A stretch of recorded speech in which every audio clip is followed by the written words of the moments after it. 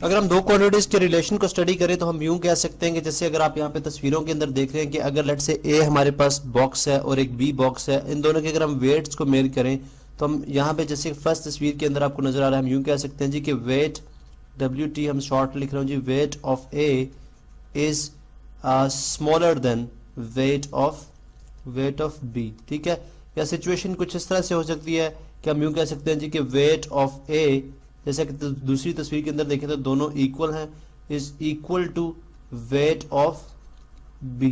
ठीक है, या तीसरी जो सिचुएशन हो सकती है अगर आप यहाँ पे देखें तो ग्रेटर ए लग रहा है, ठीक है, तो आ जाएगा जी weight of A is greater than weight of B. तो यहाँ से हमें समझ आ गई कि कोई सी भी जो दो क्वांटिटीज होती हैं उनके दरमियान जो रिलेशन होता है वो इन तीन पॉसिबल सिचुएशंस में से कोई एक तरह का रिलेशन होगा। यानी हम यूं बात करें कि यह नंबर जो है, यानी फर्स्ट नंबर जिसे मैं कहता हूँ जी 7 जो है, अगर मैं 7 की बात करता हूँ, ठीक है, तो मैं बोलूँगा जी 7 जो है वो ग्रेटर देन 5 हो सकता है। ठीक है, इसी तरह हम यूं कह सकते हैं, दूसरी सिचुएशन ये हो सकती है जी कि 5 जो है लेस देन 7 हो सकता है। ठीक है, या बल्कि ये सिंपल सिचुएशन है। ठीक है, 5 जो है हम यूं बोलेंगे जी कि अगर वेरिएबल्स की फॉर्म ले लें, हम बेसिकली ये बात करते हैं कि x जो है वो ग्रेटर देन y होगा।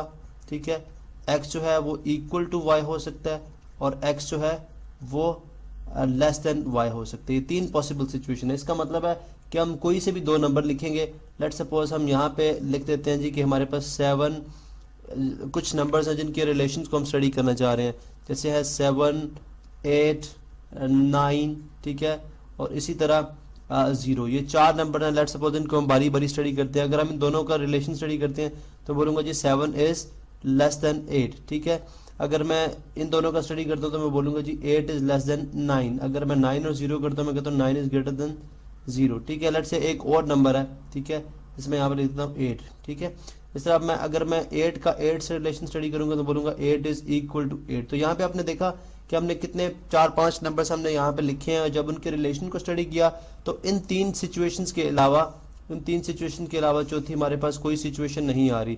अब ये चीज कहलाती है ट्राइकॉटमी लॉ। ठीक है, या ट्राइकॉटमी प्रॉपर्टी। ट्राइकॉटमी यानी कोई से भी जो दो नंबर होते हैं उनके दरमियान, ट्राइकॉटमी, ठीक है, कोई से भी जो दो नंबर हैं उनके दरमियान जो रिलेशन है वो इन तीन सिचुएशन के, तीन पॉसिबल रिलेशंस के अलावा चौथा कोई रिलेशन नहीं हो सकता।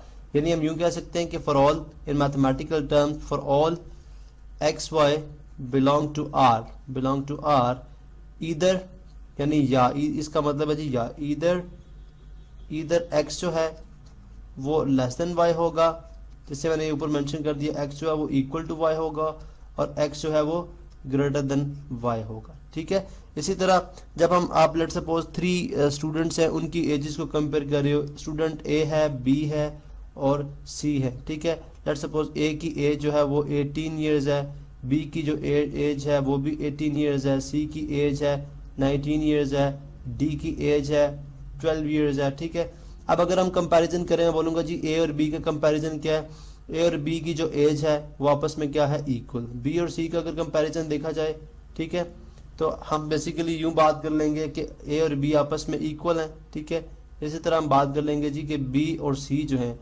बी और सी का अगर कंपैरिजन करें तो बी इज लेस देन सी, और सी और डी का कंपैरिजन करें सी इज ग्रेटर देन डी। तो आपने देखा या इक्वल या लेस या ग्रेटर, इसके अलावा चौथा रिलेशन कोई नहीं पाया जाता। तो ये बेसिकली हमारी कहलाती है ट्राइकॉटमी प्रॉपर्टी।